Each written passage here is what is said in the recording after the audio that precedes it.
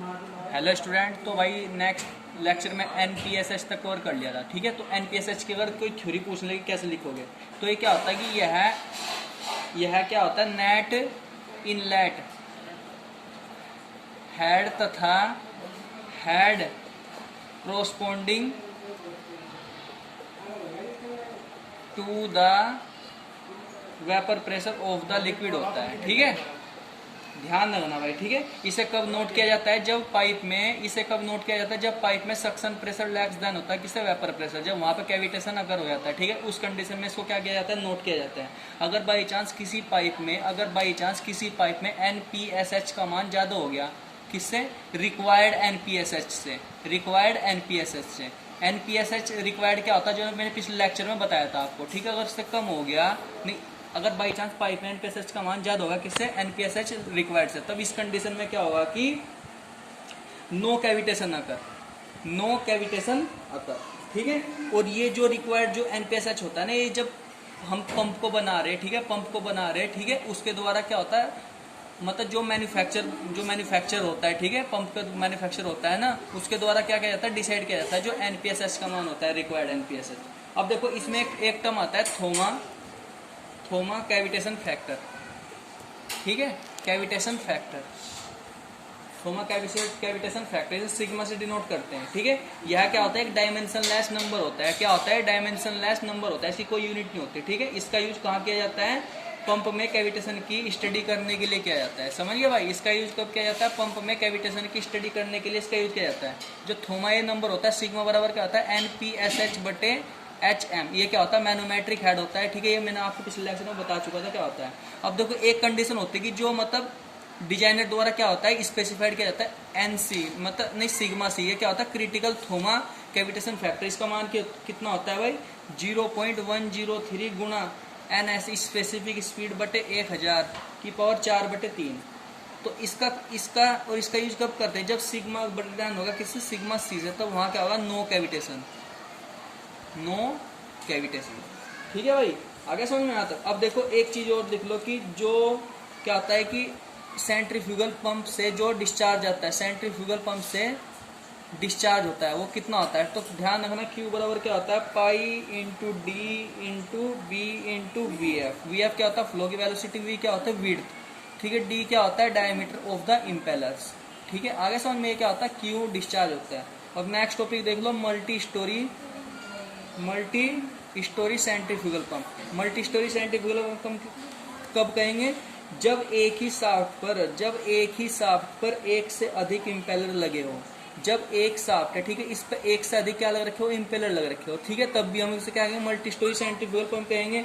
या किसी पंप में 2 शाफ्ट का यूज किया गया हो, तब भी हम इसे क्या कहेंगे, मल्टी स्टोरी सेंट्रीफ्यूगल पंप ही कहेंगे भाई उसे। ठीक है, इस पंप का यूज कब किया जाता है, जब हाई एड और लार्ज डिस्चार्ज, हाई हेड तथा लार्ज डिस्चार्ज को लिफ्ट करने होता है, मतलब जब लिफ्ट करना होता है, मतलब हाई हेड, मतलब जैसे यहाँ से पानी को यहाँ तक पहुँचाना, हाई हेड, तो लेकिन ज्यादा क्वांटिटी में पानी को पहुँचाना है, तब उस केस में मल्टी स्टोरी सेंट्रीफ्यूगल पंप का यूज किया जाता है।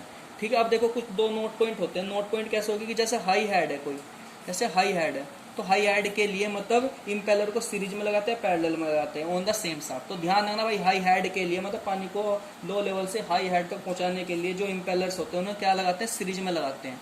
उन्हें कहाँ लगाते हैं, सीरीज में लगाते हैं, ऑन द सेम शाफ्ट, मतलब सेम शाफ्ट पे क्या करते हैं, सीरीज में लगाते हैं। सेम शाफ्ट में क्या करते हैं, सीरीज में लगाते हैं। ठीक है, जब हाई हेड रिक्वायर्ड होता है, मतलब पानी को लो लेवल से हाई लेवल पे पहुंचाना होता है। ठीक है, हाई हेड तक। अब ध्यान रखना भाई, फॉर हाई डिस्चार्ज के लिए, मतलब ज्यादा क्वांटिटी भेजनी हो हाई डिस्चार्ज की, ठीक है, उस केस में जो इम्पेलर्स को कहाँ लगाते हैं, पैरेलल में लगाते हैं। इम्पेलर्स को कहाँ लगाते हैं, पैरेलल में लगाया जाता है। ठीक है, अब देखो कुछ एफिशिएंसीज होती है। ठीक है, सेंट्रीफ्यूगल पंप में एफिशिएंसीज होती है, एफिशिएंसीज। ठीक है, तो पहली एफिशिएंसी लिख लो भाई, मैनोमेट्रिक एफिशिएंसी से ईटा M से डिनोट करते हैं। तो ध्यान देना, मैनोमेट्रिक एफिशिएंसी क्या होती है कि जो मैनोमेट्रिक हेड होता है HM, मैनोमेट्रिक हेड तथा, समझिए, मैनोमेट्रिक हेड तथा इम्पेलर द्वारा पानी को जितने हेड तक पहुंचाया गया, इम्पेलर द्वारा, ठीक है, इम्पेलर द्वारा पानी को जो हेड दिया गया, ठीक है। इन दोनों के रेशियो क्या बोलते हैं भाई, मैनोमेट्रिक एफिशिएंसी बोलते हैं। दूसरी एफिशिएंसी लिख लो, देखो कौन सी होती है। तो देखो इसका अगर फॉर्मूला ड्राइव करने लगो तो मैं क्या हो जाएगा, ईटा एम बराबर एच एम बटे इम्पेलर द्वारा जो हेड दिया गया, किसको, पानी को हेड दिया गया, ठीक है, वो कितना होता है यहाँ से, ये ध्यान रखना, ठीक है। जो मैनोमेट्रिक हेड होगा प्लस लॉसिस, जितने सारे लॉसिस होंगे। और हम क्या कह सकते हैं, एच एम बटे, ये चलो मैं बाद में बताऊंगा, चलो इसका कोई नहीं, इसे बाद में बताऊंगा, ठीक है। दूसरा देख लो efficiency, volumetric efficiency. Volumetric efficiency इसको किससे डिनोट करते हैं, ईटा वी से डिनोट करते हैं। तो ध्यान रखना, डिस्चार्ज थ्रू द पंप, मतलब पंप से कितना डिस्चार्ज गया, डिस्चार्ज थ्रू द पंप, ठीक है, बटे डिस्चार्ज थ्रू द इम्पेलर, ठीक है। ध्यान रखना भाई, जब जैसे पंप द्वारा डिस्चार्ज कितना गया, क्यों गया, और इम्पेलर द्वारा कितना डिस्चार्ज गया। तो इम्पेलर द्वारा मतलब जितना पंप द्वारा डिस्चार्ज गया, ये प्लस के भाई इम्पेलर द्वारा कुछ पानी का वेस्टेज भी तो होगा, माना पानी का वेस्टेज कितना होगा, डेल्टा क्यू। तो इन दोनों के रेशियो क्या बोलते हैं, वॉल्यूमेट्रिक एफिशिएंसी। तीसरी एफिशिएंसी का नाम लिख लो भाई, मैकेनिकल एफिशिएंसी। मैकेनिकल एफिशिएंसी इसे ईटा मैक से डिनोट करते हैं भाई। ईटा मैक ध्यान रखना, ये ध्यान रखना, power actual delivered by the impeller, मतलब इम्पेलर द्वारा कितनी पावर क्या की गई, डिलीवर की गई, बटे इम्पेलर को घुमाने में, इम्पेलर को घुमाने में दी गई पावर। इन दोनों का रेशियो क्या बोलते हैं, मैकेनिकल एफिशिएंसी। चौथी देख लो भाई यहाँ पर, overall efficiency. Overall efficiency, overall eta zero, eta is zero. ध्यान रखना, output power from the pump, output power from the pump, मतलब पंप से जो आउटपुट पावर निकली, बटे, ठीक है, पंप को घुमाने में, मतलब इनपुट जो एनर्जी होती है, ठीक है, पंप को घुमाने में जो एनर्जी दी गई, नहीं पंप को नहीं, इम्पेलर को घुमाने में जो एनर्जी दी गई, उसे क्या बोल सकते हैं, हम सॉफ्ट पावर भी बोल सकते हैं। क्या बोल सकते हैं उसको, सॉफ्ट पावर। इसे भी क्या बोल सकते हैं, सॉफ्ट पावर बोल सकते हैं, ठीक है। और जो सॉफ्ट पावर होती है, तो यहाँ पर क्या हो जाएगी, जो सॉफ्ट पावर, हमें सॉफ्ट पावर निकालनी है, तो सॉफ्ट पावर कितनी हो जाएगी, सॉफ्ट पावर बराबर कितना हो जाएगा, आउटपुट, ये यहाँ पे चल जाएगी, ये यहाँ पे जाएगी, तो output power from the pump, तो आउटपुट पावर कितनी होगी भाई पंप के द्वारा, gamma into Q into manometric head बटे ईटा जीरो। तो क्या होती है कि सॉफ्ट पावर होती है, ठीक है। क्या, तो गाइस देखो कुछ नोट पॉइंट्स है, ठीक है, नोट पॉइंट्स पंप्स के, ठीक है। तो पहला नोट पॉइंट्स क्या होगा कि देखो जो घरों में जो सप्लाई करते हैं ना, मतलब जो घरों में जो सप्लाई करते हैं, तो वहाँ सेंट्रीफ्यूगल पंप होते हैं ना, वो लो एफिशिएंसी के होते हैं, ठीक है। घरों में सप्लाई करने, पानी की सप्लाई करने के लिए जो सेंट्रीफ्यूगल होते हैं, वो क्या होते हैं, कम एफिशिएंसी के होते हैं, कम एफिशिएंसी के। तो पहला नोट पॉइंट ही हो गया, ठीक है।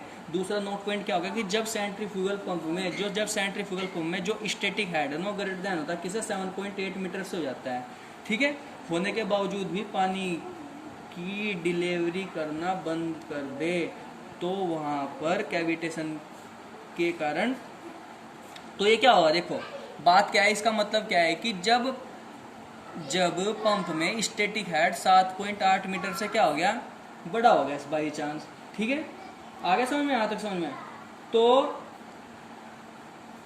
ये जो कंडीशन होती है ना, ये जो कंडीशन, जब पंप में स्टैटिक हेड 7.8 मीटर से ज्यादा हो गया, तो ये कंडीशन किसके कारण होती है, ध्यान रखना भाई, कैविटेशन के कारण होती है। तो इसका मतलब क्या है, कैविटेशन जनरेट हो चुका वहां पर, ठीक है। दो नोट पॉइंट हो गए। तीसरा नोट पॉइंट देख लो, तीसरा नोट पॉइंट कौन सा होगा, हाइड्रोलिक कपलिंग। भाई ये चीजें आपको याद रखनी है, ठीक है। हाइड्रोलिक कपलिंग देखो, अपने नेट पे सर्च करके देख लेना कपलिंग क्या होती है, ठीक है, हाइड्रोलिक कपलिंग क्या होती है, ठीक है। तो मैं आपको हाइड्रोलिक कपलिंग क्या होती है, एनर्जी ट्रांसफर मशीन होती है, ठीक है, हाइड्रोलिक ट्रांसफर मशीन होती है, ठीक है। नेक्स्ट पॉइंट, नोट पॉइंट कौन सा होगा कि जो पंप की जो स्पेसिफिक स्पीड होती है ना, स्पेसिफिसिटी, इसकी जो डायमेंशन होती है, ये निकाल लेना 3/4 इंटू टी की पावर माइनस के 3/2, ठीक है। ये क्या होती है, इसकी क्या होती है कि ये इसकी डायमेंशन होते हैं, ठीक है। स्पेसिफिक स्पीड की डायमेंशन क्या होते हैं, एल की पावर 3/4 टी की पावर माइनस के 3/2, ये आप फॉर्मूले से निकाल लोगे, ठीक है। ये ध्यान रखना, ये क्या होती है, इसकी डायमेंशन होती है। नेक्स्ट पॉइंट, ये चलो, हाँ चलो देखो पॉइंट, अब देखो कुछ मिसलिनियस टॉपिक्स हो गए देखो तुम्हारे लिए, ठीक है। मिसलिनियस टॉपिक्स मतलब हाइड्रोलिक मशीन्स होती है, ठीक है, hydraulic machines, miscellaneous hydraulic machines है नेक्स्ट टॉपिक, ठीक है। तो पहला देखो hydraulic press, HY hydraulic press, ठीक है। तो इसका यूज क्या करता है, इसका यूज क्या होता है कि लार्जर लोड को उठाने में इसका यूज किया जाता है, ठीक है, कंबल लगाकर, ठीक है। जो लार्जर लोड है, जैसे यहाँ पे इस लोड, ये बहुत ज्यादा लोड है, ठीक है, इस लोड को यहाँ से उठा के यहाँ तक रखना है मुझे, तो किसका यूज करूँगा, हाइड्रोलिक प्रेस का यूज करूँगा, ठीक है। कंबल लगाकर लार्जर लोड को एक स्थान से दूसरे स्थान पर रखने का काम किया जाता है, ठीक है, लार्जर लोड को उठाने का काम किया जाता है, ठीक है, हाइड्रोलिक प्रेस का, ठीक है। इसका यूज होल करने, ठीक है, स्टील प्लेट की कटिंग तथा मटेरियल की टेस्टिंग आदि में भी किया जाता है। आ गया भाई समझ में। और इसकी जो एफिशिएंसी होती है ना भाई 80 से 85% तक होती है, ध्यान रखना इसकी एफिशिएंसी कितना, 80 से 85, ठीक है। आगे समझ में, यह पास्कल के लॉ पर आधारित होता है, ठीक है। जो हाइड्रोलिक प्रेस होती है पास्कल के लॉ पर नहीं, जो मैं बोल रहा हूँ वैसे नोट करते जाना भाई, मैं सब कुछ नहीं लिख सकता यहाँ पर। नेक्स्ट टॉपिक कौन सा होगा, हाइड्रोलिक रैम, हाइड्रोलिक रैम, ठीक है। हाइड्रोलिक रैम का कहाँ यूज करता है, इसका यूज क्या होता है कि इसका यूज स्मॉल क्वांटिटी को अधिक ऊंचाई तक उठाने में किया जाता है, ठीक है, अधिक ऊंचाई तक उठाने में किया जाता है, तथा लार्जर क्वांटिटी को स्मॉल ऊंचाई तक पहुंचाने में किया जाता है, ठीक है। आगे समझ में, तथा यह वाटर हैमर प्रेशर प्रिंसिपल पे बेस होती है, ठीक है, जो हाइड्रोलिक रैम होती है वाटर है, ठीक है। आगे समझ में आता, चलो पहाड़ी क्षेत्रों में क्या होता है, इसका यूज होता है, कहाँ होता है, पहाड़ी क्षेत्रों में इसका यूज किया जाता है। जो इसकी एफिशिएंसी होती है वो कितनी होती है, 20% से कितनी होती है, 75% तक होती है भाई, ठीक है, 20% से 75% तक होती है, ठीक है। जो रैम के लिए जो वर्किंग हेड होता है वो कितना होता है, 0.6 मीटर होता है, तथा डिलीवरी हेड कितना होता है, 6 से 12 गुना ऑफ द वर्किंग हेड होता है, ध्यान रखना भाई ये चीजें, ठीक है। जो रैम से जो प्राप्त जो पानी की क्वांटिटी होती है ना, आगे समझ में, जो रैम से प्राप्त जो पानी की मात्रा होती है, रैम से प्राप्त जो पानी की मात्रा होती है ना, वो कितनी होती है, 1/24 से 1/12, ठीक है, ऑफ द सप्लाइड वाटर के बराबर होती है, ठीक है। हाइड्रोलिक रैम द्वारा जो पानी की जो क्वांटिटी होती है ना, कितनी होती है, 1/24 से गुना सप्लाई वाटर के बराबर होती है, ठीक है। चीजें आपको याद रखिए। अब देखो तीसरा पॉइंट कौन सा होगी, हाइड्रोलिक एक्यूमुलेटर, हाइड्रोलिक एक्यूमुलेटर बोलते हैं भाई, ठीक है। इसका यूज कहाँ कहता है, इसका यूज प्रेशर एनर्जी को स्टोर करने में किया जाता है, ठीक है। एक्यूमुलेटर मतलब हाइड्रोलिक एनर्जी, पानी को स्टोर करने में इसका यूज किया जाता है, ठीक है भाई। आगे समझ में, जो हाइड्रोलिक मशीन या हाइड्रोलिक प्रेस तथा हाइड्रोलिक लैम्प से क्या होते हैं, प्राप्त होते हैं, ठीक है, इसलिए इसका यूज किया जाता है, ठीक है। नेक्स्ट टॉपिक देख लो, चौथा पॉइंट, हाइड्रोलिक इंटेंसिफायर, इंटेंसिफायर इसका यूज कहाँ किया जाता है, इसका यूज प्रेशर की इंटेंसिटी को बढ़ाने में किया जाता है। इंटेंसिफायर प्रेशर की इंटेंसिटी को बढ़ाने में इसका यूज किया जाता है। पांचवा देख लो भाई, हाइड्रोलिक क्रेन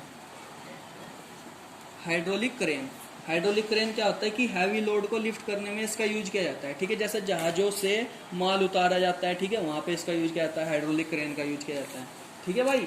आगे तो ये समझ में आते हैं, चलो बहुत बढ़िया है, जब यहाँ तक समझ में आ गया तो अब देखो भाई पिछले लेक्चर एक होता है जेट पंप भी देख लो भाई क्या होता है, ठीक है। जेट पंप क्या होता है कि इसका यूज ना जो पानी को बॉयलर तथा टरबाइन तक पहुंचाने में किया जाता है, ठीक है। पानी को बॉयलर तथा टरबाइन तक पहुंचाने में इसका यूज किया जाता है, ठीक है। जो सारी चीजें बता दी भाई अपने कॉपी में नोट कर लेना, क्योंकि मैं सारी चीजें नहीं लिख सकता यहाँ पर, ठीक है। और देखो भाई पिछले लेक्चर में भाई मैंने NS मतलब स्पेसिफिक स्पीड के बेस पर क्या बताया था, क्लासिफिकेशन बताया था, ठीक है। जैसे जब स्पेसिफिक स्पीड 10 से 30 के बराबर मतलब इसके बीच में थी, तब ये कौन सा पंप था, ठीक है, कौन सा पंप था, slow speed with radial flow eight outlet, ठीक है। Slow speed